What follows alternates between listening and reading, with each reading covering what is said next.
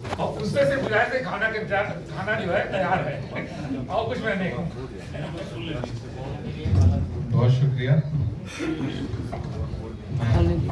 कोशिश करूंगा कि मैं 5 मिनट में अपना बोलना बंद करूं। दरअसल सबसे पहले तो मैं जावेद साहब को बहुत मुबारकबाद दूंगा।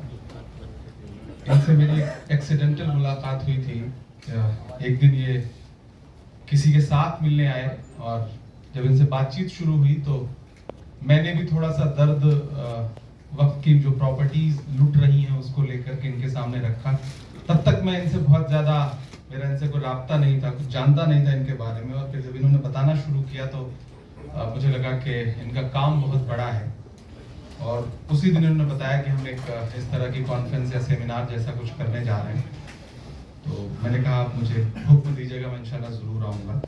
मैं यहाँ सुनने आया हूँ, सीखने आया हूँ अपने तमाम बड़ों से। जाहिर सी बात है मेरी उम्र बहुत कम है और मेरे लिए आज बहुत सारी चीज़ें जो मैंने यहाँ सुनी मेरे लिए भी वो नई हैं।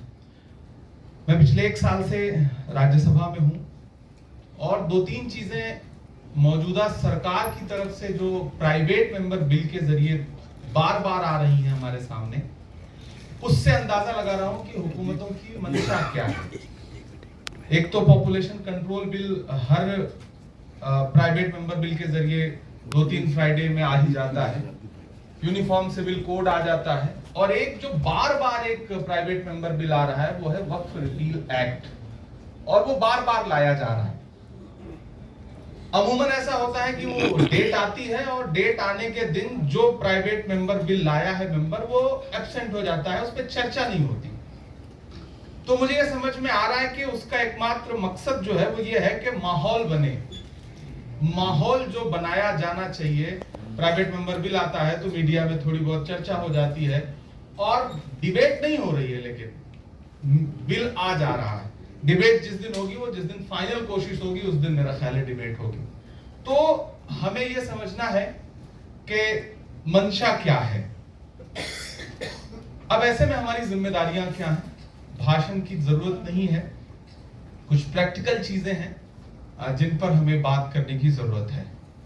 एक तो सबसे पहली बात कि हम सियासी लोगों को कितना भी कोस लें, जो चाहे मेंबर ऑफ पार्लियामेंट हो, चाहे वो स्टेट वक्फ बोर्ड के चेयरमैन हो, हमें दोनों चीजें समझनी पड़ेगी। हमें यह समझनी पड़ेगी कि बेचारों को जानकारी ही नहीं है। मुझे खुद बहुत सारी चीजों की जानकारी नहीं थी। यहाँ बैठा आपसे सुन रहा हूं तो मुझे पता चला कि हाँ ये अहम चीजें हैं और हमें इसके लिए काम करना चाहिए।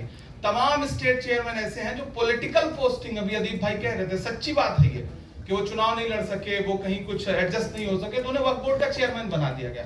अब उनकी पूरी जिंदगी तो गुजरी है किसी नेता के आसपास आने जाने में या सियासत करने में। उन्हें तो पता ही नहीं कि वक्फ एक्ट क्या है, या कैसे बचाया जा सकता है, या कैसे लड़ाई लड़ी जा सकती है। तो उनका बहुत कसूर भी नहीं। हम उनको कितना भी भला बुरा कह लें, लेकिन दरअसल उनका कसूर नहीं। उनको तो अधिकारी जो बता देता है वक्फ बोर्ड में बैठा हुआ, जो समझा देता है, उससे ज्यादा वो सोच ही नहीं पाते। मैं 2-3 वक्फ बोर्ड के जो चेयरमैन हैं हमारी अपनी पार्टी की सरकारों के, मैं उनसे कई बार इंटरेक्ट कर चुका। मुझे शुरू से ये रहा है, हालांकि मैं ऐसे जिले में पैदा हुआ जहां शायद ही वक्फ बोर्ड की 1 बीघा जमीन हो। मैं प्रतापगढ़ में पैदा हुआ, उस एक जिले में 7 रियासतें हैं और वक्फ बोर्ड का कहीं कुछ नहीं है। तो मुझे शुरू से कोई मुझे जानकारी भी नहीं थी, लेकिन जब थोड़ा बड़ा हुआ, चीजें समझनी शुरू की, दर्द था दिल में, तो धीरे धीरे जानना शुरू किया। तो ऐसे में मैं ये कह सकता हूं अपने बुजुर्गों से भी, जो यहाँ जिम्मेदार लोग बैठे हैं, सबसे ज्यादा जरूरी है कि जागरूकता पैदा करिए, अवेयरनेस लाइए। और जब तक बेदारी नहीं आएगी, हमदर्दी रखने वाले लोग भी आपके साथ खड़े हुए नजर नहीं आएंगे। और उस बेदारी के लिए जरूरी है कि इस तरह के प्रोग्राम सिर्फ दिल्ली ना हो, आपको अपनी जो शाखाएं हैं वो लेकर के जाना पड़ेगा सूबों में भी।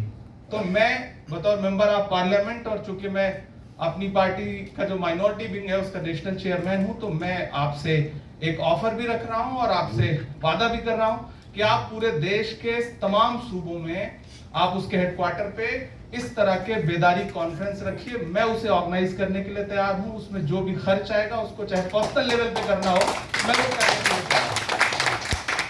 फिर कोशिश की जाएगी कि उसको जिले तक ले चला जाए, लोगों को बेदार किया जाए, तब तो लोग हमसे जुड़े। बहुत सारी लड़ाइयां, अभी तभी जावेद भाई बोल रहे थे तो उन्होंने पीआईएल का जिक्र किया। कुछ सिरफिरे लोग हैं जो रोज पीआईएल लगा रहे हैं, क्यों? क्योंकि डिस्टर्ब करना है। लेकिन हमारे यहाँ ऐसे सिरफिरे लोग क्यों नहीं है जो बचाने के लिए खड़े हो जाएं? हालात ये है कि इसी दिल्ली में लुटियन के आसपास, लुटियन जोन में पार्लियामेंट के आसपास रातों रात मजारें गायब कर दी गई जो 200, 300 साल पुरानी है।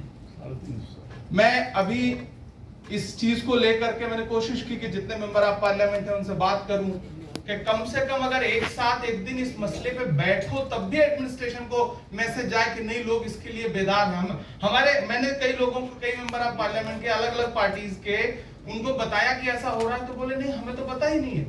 तो सच्चाई ये है कि उनका कसूर नहीं है, पता ही नहीं है उनको। और ये बेदारी क्यों नहीं है? कहीं ना कहीं गलतियां हमारी हैं। तुम्हारी बज़्म के बाहर भी एक दुनिया है मेरे हुजूर, बड़ा जुर्म है ये बेखबरी।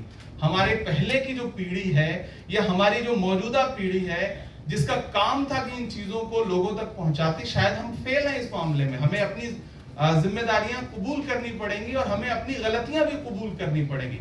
मैं जावेद भाई आपसे, आप बहुत अच्छा काम कर रहे हैं। मेरी गुजारिश है, बादशाह साहब ने भी ये बात कही कि जो रवायत टूटी थी अदीब भाई और आप सबके जमाने में जो शुरू हुई थी वो टूटी है। मेरा एक छोटा सा घर है जो सरकार की तरफ से मिला है। 24 घंटे आप जब चाहें वहां पे जिनको बुला करके चाहें इस तरह का कोई भी प्रोग्राम बेदारी का, वक्त से रिलेटेड या किसी और चीज से, मैं हाजिर हूं। और ये मैं सियासी तौर पे नहीं कह रहा हूं, ये मैं जज्बाती तौर पे कह रहा हूं कि मैं हाजिर हूं। आप जब चाहें, जिस तरह का घर पे आप कोई मीटिंग करना चाहें, 150 लोगों की इस लायक है कि हम वहां भी कर सकते हैं। आप चाहेंगे कोई कॉन्फ्रेंस ऑर्गेनाइज करने के लिए, और उसमें सारी पार्टियों के जो मुस्लिम सियासतदान हैं उनको बुलाइए, स्टेट से भी बुलाइए और सेंटर में भी जो बैठे हैं उनको बुलाइए, पूरी फराग दिली के साथ। कोई सियासी कैद न रखिए। मैं भी तैयार हूं बैठने के लिए, और इतना आजादी मुझे मेरी पार्टी देती है कि मैं कहीं भी बैठ सकूं, कहीं भी बोल सकूं।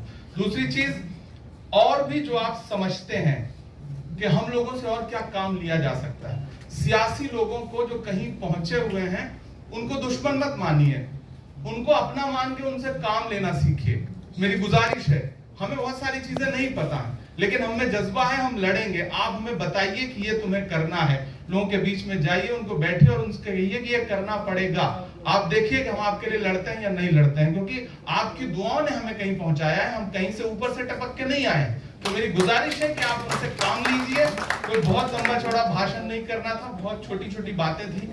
बुजुर्गों ने जो बताया उससे मैंने भी बहुत कुछ सीखा। आपकी तंजीम को बहुत मुबारकबाद। इसके बाद आप जल्दी से किसी अगले स्टेट में प्लान करिए। महाराष्ट्र का जिक्र किया था हमारे किसी साथी ने जब वो बोल रहे थे, मुझे वहां का डिटेल दीजिए, क्योंकि वहां के चेयरमैन मेरे डिपार्टमेंट के, मेरे स्टेट हेड हैं और वो मेरे अंडर में हैं। तो उनसे आप जो भी जवाबदेही चाहेंगे मैं उनको श्योर करूंगा, और जब आप कहेंगे मैं उनको दिल्ली बुलाऊंगा, मेरे ऑफिस में बैठेंगे।